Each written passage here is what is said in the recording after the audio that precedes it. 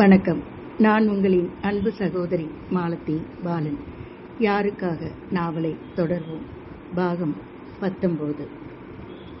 நான் அவன் அழுவதைக் கண்டு, சரி சரி அழாத, நான் இனிமே உங்க அம்மாவை பற்றி கேட்க மாட்டேன். சரி, நீ ஸ்கூல் போறியா? படிக்கிறேன். ஸ்கூலுக்கு போகிறதுக்குள்ள வீட்டில் சொல்கிற வேலையெல்லாம் முடிச்சிடணும், இல்லைன்னா எங்கள் சித்தி போக விடாது. நான் என் வேலையெல்லாம் கரெக்டாக முடிச்சுட்டு ஸ்கூலுக்கு ஓடிடுவேன். ஆமாம், நீ என்ன படிக்கிற? 5வது. நானும் 5வது தான் படிக்கிறேன். ஆனால் உன்னை நான் ஒரு நாள் கூட இங்கே பார்த்ததே இல்லையே. நீ பெரிய பணக்காரங்க படிக்கிற ஸ்கூலில் படிக்கிற, நான் எங்கள் ஊர் கூரைக்கொட்டாய் ஸ்கூலில் தான் படிக்கிறேன். அவள் சிரித்தாள். அதற்குள் வாட்ச்மேன் நந்தி மாதிரி வந்து விட்டான். ஏ பாப்பா, இப்படி பண்ற? அம்மா வந்தா எங்களை தான் திட்டுவாங்க, வீட்டுக்குள்ளாரப்போ என்றான். நான் கேட்டை தாண்டி போனா அப்புறமா கேளு. நம்ம வீட்டுக்குள்ளேயே தானே இருக்குது பேசுற, நீயும் அம்மா மாதிரியே பண்றியே. நான் அழ துவங்கியதும் வாட்ச்மேன் இறக்கப்பட்டு விட்டுவிட்டான். அப்போதிருந்து அம்மா அப்பா இல்லையெனில் நான் இருப்பது காம்பவுண்டு அருகில்தான். எனக்கு குணசேகர் சிறந்ததொரு நண்பனானான். நான் பெரியவளானேன். அதன் பிறகு அவனும் அங்கு வருவதில்லை, நானும் கீழே இறங்கவில்லை. சில வருடங்களுக்கு பிறகு நான் அவனை சந்தித்தேன். எங்கு தெரியுமா? எல்லா பள்ளிகளும் கலந்து கொண்ட பேச்சு போட்டியில். அவள் பள்ளியின் சார்பாக அவனும், என் பள்ளியின் சார்பாக நானும் சென்றிருந்தோம். அவனை சந்திக்க நேர்ந்ததில் நான் மிகவும் சந்தோஷப்பட்டேன். அதுபோலவே அவனும் சந்தோஷப்பட்டான். அவன்தான் அன்று முதல் பரிசை வென்றான். அவன் வாங்கியதில் ஏதோ நானே வாங்கியது போல் எனக்கு ஒரு சந்தோஷம் ஏற்பட்டது. காரில் திரும்பி வருகையில் அவன் நினைவாகவே இருந்தது. என்ன ஒரு புத்திசாலித்தனம்! எனக்கெல்லாம் சொல்லித்தர ஆள் இருக்கிறார்கள்.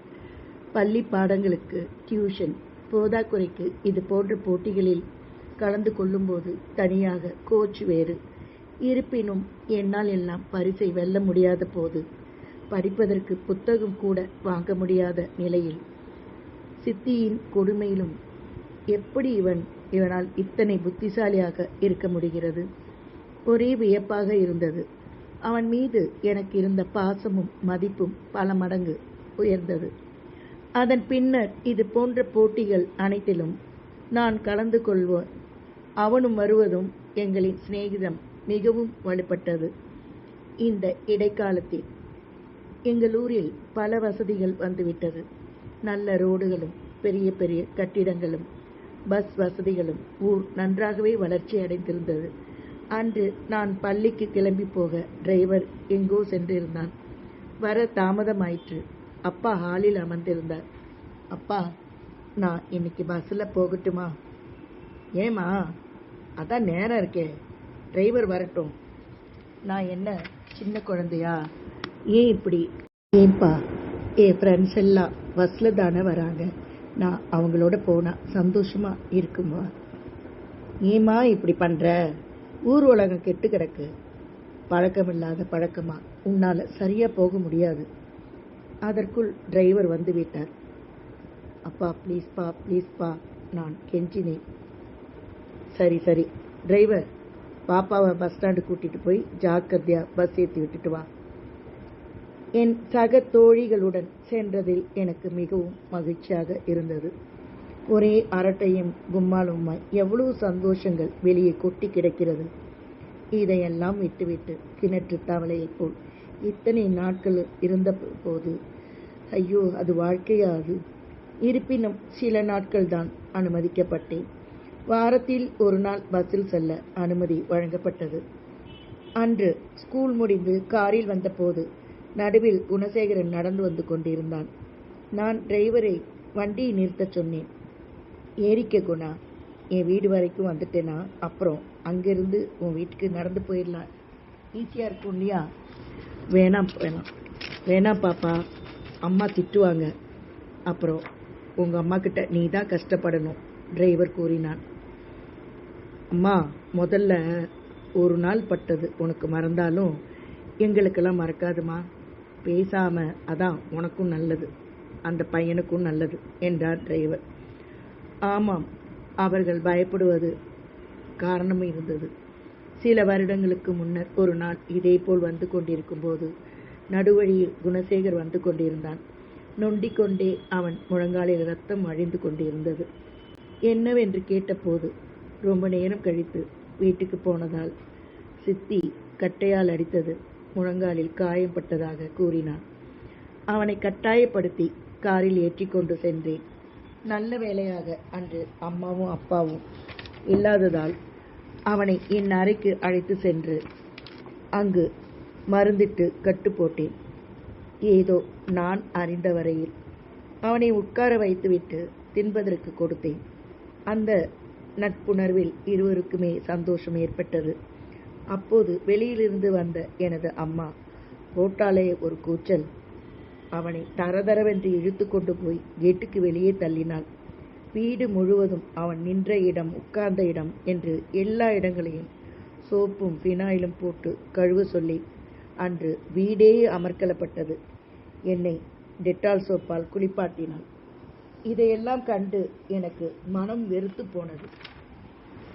அந்த சம்பவத்தை நினைத்துதான் இன்று எல்லோரும் பயப்படுவது, வேண்டாம் என்று மறுப்பதும். அன்று அப்படிதான் ஒரு சர்வ பள்ளி போட்டியில் நாங்கள் கலந்து கொண்டோம். அதற்காக நானும் எனக்காகவே அவனும் ஒரு போட்டியையும் விடுவதில்லை. போட்டி வெளியூரில் நடைபெற்றது. நான் பஸ்ஸில் எனது இதர தோழிகளுடன் செல்வதாக அடம்பிடித்து புறப்பட்டேன். போட்டிகள் முடிந்து முடிவுகள் அன்றே அறிவிக்கப்படவிருந்தது. ஆனால் அதற்காக இடைவெளி அவகாசம் 2-3 மணி நேரம் அறிவித்திருந்தார்கள். அந்த இடைப்பட்ட நேரத்தில் நானும் குணாவும் பேசிக்கொண்டே இருந்தோம். உட்கார்ந்து பேசுவதை விட அப்படியே காலார நடந்து கொண்டே பேசலாம் என்று இருவரும் வெளியே வந்தோம். அந்த ஊரின் எல்லைப்புறத்தில் இருந்த பள்ளியில் போட்டிகள் நடைபெற்றதால் அதனை அடுத்து வயல்வெளிகள் இருந்தன. பசுமையான வயல்களில் வரப்பில் நடப்பதற்கு ஆசைப்பட்டு இருவரும் நடந்தோம். இந்த பசுமையும் அழகிய ஆறுகளும் நீல வானமும் கானம் பாடும் பறவைகளும் எவ்வளவு ரம்மியமானவை. அப்படியே லயித்து போது ஒரு மண்மேட்டில் அமர்ந்து விட்டோம். குணா, இந்த அழகான உலகத்தை மக்கள் தங்களோட சுயநலத்துக்காக எப்படி பாழாக்கிறாங்க. பழையபடி கற்காலம் போல ஜாதி, மதம், குடும்பம், குழந்தை என்றெல்லாம் இல்லாமல் அப்படியே நாடோடி போல வாழ்ந்துட்டு கிடைச்சதை சாப்பிட்டு கால் போன போக்கில் போயிட்டு நடந்து எங்கேயோ போய் செத்துடணும். இப்படியெல்லாம் குடும்பமாய் வாழறதுனால தானே தனக்கும் தன் தலைமுறைக்கும் சேர்த்து வைக்கணும்னு வெளியிலே மனுஷன் உலகத்தை இந்த அழகான இயற்கையும் அழிச்சிடுறான். என்னை கேட்டால் யாருமே கல்யாணம் பண்ணிக்க கூடாது, இப்படி நண்பர்களாக இருந்துடணும். நட்பில் இருக்கிற சுகம் வேற எதில் இருக்கு இல்லையா குணா? ஆமாம் பப்பி, எனக்கும் அப்படி தான் தோணுது. நம்ம ஊர் அம்மா அப்பா எல்லா சொந்தங்களையும் விட்டுட்டு கால் போன போக்கில் நடக்கணும்னு நானும் விரும்புகிறேன். பேசிக்கொண்டே மீண்டும் நடந்ததே நேரம் போனதே தெரியாமல் போனது. பின்னர் தான் நாங்கள் வந்து வெகு நேரமாகிவிட்டதை உணர்ந்தோம்.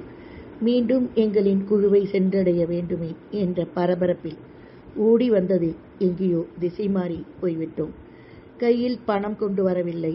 என்ன செய்வதென்று தெரியாமல் பீதி இருவரையும் தொற்றிக்கொண்டது. எப்படி ஊர் போய் சேர்வது?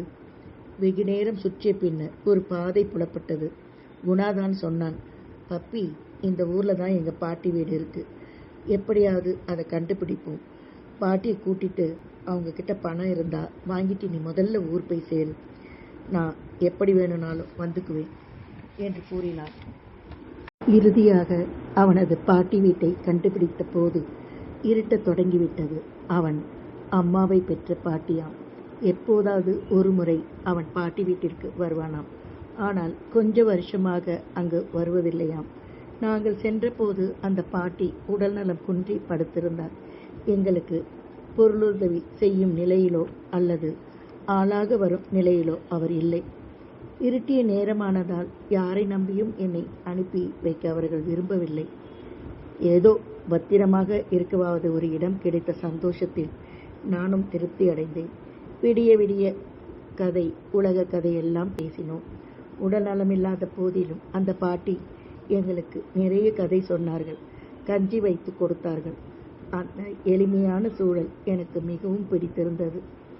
ஏனெனில் இப்படிப்பட்ட இடங்களில் உள்ள வீடுகளில் சிறியதாய் இருக்கிறதை தவிர மனித உள்ளங்கள் விசாலமாக இருக்கிறது. ஆனால் பெரிய இடங்களில், அரண்மனை போன்ற வீடுகளில் மனிதர்களின் உள்ளங்கள் குறுகியதாக அல்லவா இருக்கிறது. குணாதான் மிகவும் பயந்தான். அவளை நினைத்து அல்ல, என்னை நினைத்து. பப்பி எனக்காவது எங்கள் சித்திக்கிட்ட அடி வாங்கி மறுத்து போயிடுச்சு. ஆனால் உனக்கு அடிச்சாலாம் தாங்காதே என்று அழுதான்.